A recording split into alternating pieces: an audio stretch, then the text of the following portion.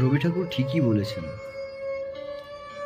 দুঃখের পাতা নড়লে আনন্দের ফুল ফোটে।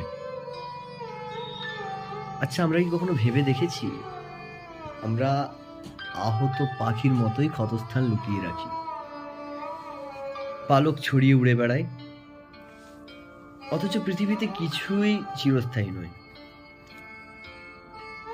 সে কথা মানার দায়ও আমাদের নেই। আছে কি? নেই। আমরা বড্ড ভীতু, ভয় হয় সুখী হলেই বোধহয় মারা পড়ব। আমরা মলম লাগাই কাঁচা যন্ত্রণাকে ক্রুশবিদ্ধ করতে,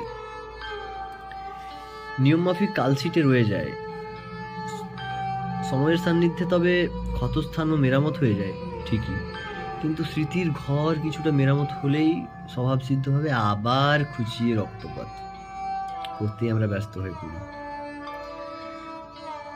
পরক্ষণেই সুখের খোঁজে আবার হন্যে হয়ে ছোটাছুটি করি। মানবজাতি সত্যি অদ্ভুত, তাই না? আমরা নিজেরাও জানি না আমরা কখন কোনখানে কিভাবে পৌঁছে যাই, কিভাবে একটা জিনিসের থেকে অন্য জিনিসগুলো ভাবতে থাকি।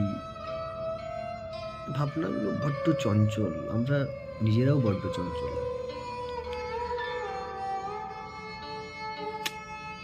জানি না কেন এরকম আমরা, কিন্তু আমরা প্রত্যেকেই এরকম। যাই হোক, কথাগুলো বেশ টাচেবল মনে হলো, ওই জন্য শেয়ার করলাম। আপনাদের যদি তাই মনে হয় তাহলে কমেন্ট লিখতে পারেন কিছু, আর না লিখলেও কিছু যায় আসে না, কারণ এটা তো আমার ভালো লাগা বাস, আর কিছু না। থ্যাংক ইউ, ভালো থাকবেন সবাই।